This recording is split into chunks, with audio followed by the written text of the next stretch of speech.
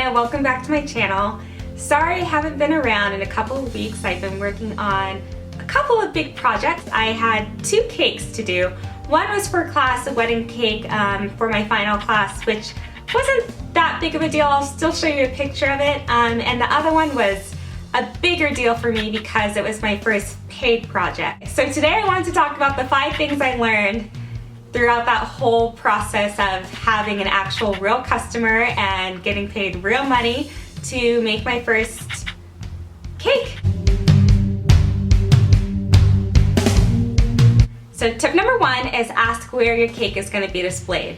Because when I was designing my cake, it had an obvious front and a back, and also the back is where I had most of my mistakes. So when I was designing my cake, I had envisioned that it was going to be set along a wall, along a large display of desserts or something, you know, like a rectangle table, and my cake would be in the center. But that was not the case. My cake was actually on a table on its own in front of the whole room. That was pretty awesome. It looked really, really pretty.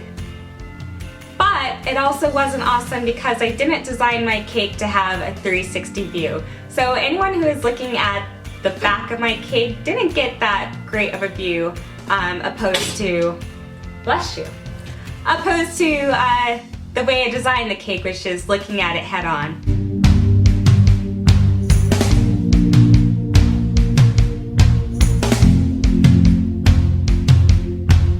Number two, I made way too much cake for the amount of people. I was told that there was going to be about 40 to 50 people I'd need to serve, but since it was my first cake, I really didn't. I kind of guessed, and I guessed incorrectly about how much cake I'd actually need. So I would suggest using Google and your resources to find out how many people a tier, like a 6-inch serves, and how many people an 8-inch serve. I had a lot of cake left over. The problem with that is that it cuts into my bottom dollar. Yeah. But I guess it's cool for the customers because they could just freeze it and eat it later because it was really delicious. Tip number 3 is make sure you set a budget and work within it. When you agree upon the budget with your client, you have to, it's in your best interest to make a profit. And my first project, I was definitely in the hole.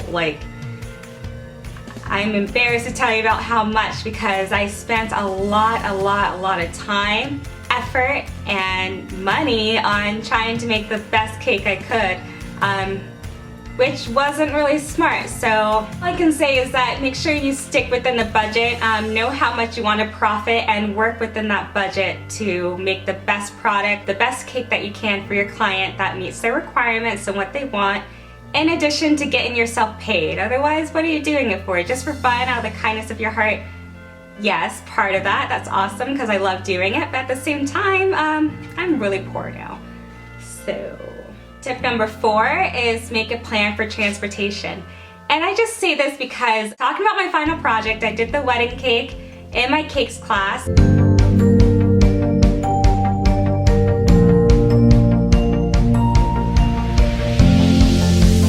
And that cake did not make it home in one piece. I got advice from my teacher and another professor. We put it in a box and I put it on the floor in my back seat. I thought I was driving really slow, really carefully, but obviously not, because the turn right when I was getting into my apartment, my cake went like that, and I had buttercream all over the floor of my back seat.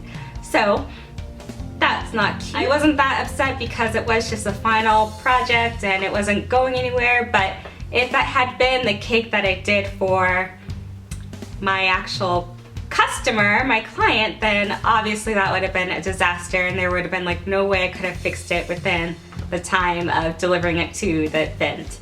So that was kind of a learning lesson, so I'm actually glad that happened, because the next day was my actual paid cake and I had to deliver it about 50 minutes away. And I had come up with a better plan. The cake got there in one piece. It didn't move an inch the entire way. So that was really awesome. And tip number 5 is just to have fun. If you're gonna be making cakes, you are taking a part of someone's special day, and you should just be putting all your positive energy into what you're doing and loving what you're doing and making something really, really pretty that your customers are gonna love and everyone's gonna love to taste it. So don't stress out so much. If you would have seen me, you would have seen me like freaking out. I was not gonna do a reality episode of that because like I said, I think I have some pretty ugly sides when I get stressed out. Just have fun with it. There was a couple things that really stressed me out, like from even like the tiniest thing, like even when it came to like design. I must have been on my period or something because I PMS like crazy. You don't even know. But TMI. Anyways, and yeah. Those are my top 5 learning experiences that I gained from my first project, and I can't wait to do another project. I have to figure out how, you know, to keep practicing my craft and getting better at what I do. I absolutely love making cakes.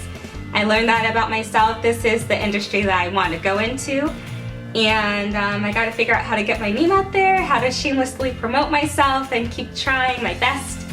And yeah, I hope you enjoyed this video. If you have any other tips or tricks from your experiences, please feel free to leave it in the comment below.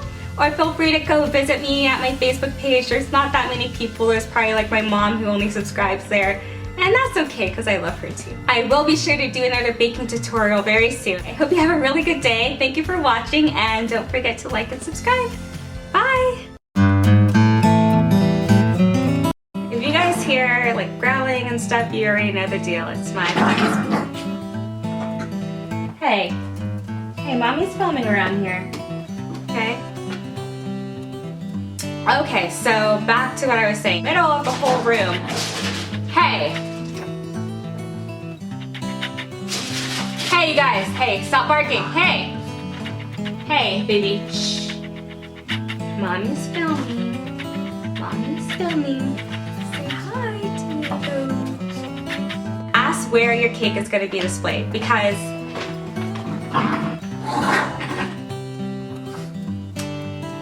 tip number 1. Hey. Yeah. My mom encouraged me to do video footage of me actually making it and the process of it, kind of like a real world sit down confession type of thing, but trust me, you do not want to see my ugly side. So I definitely did you a favor by just taking pictures.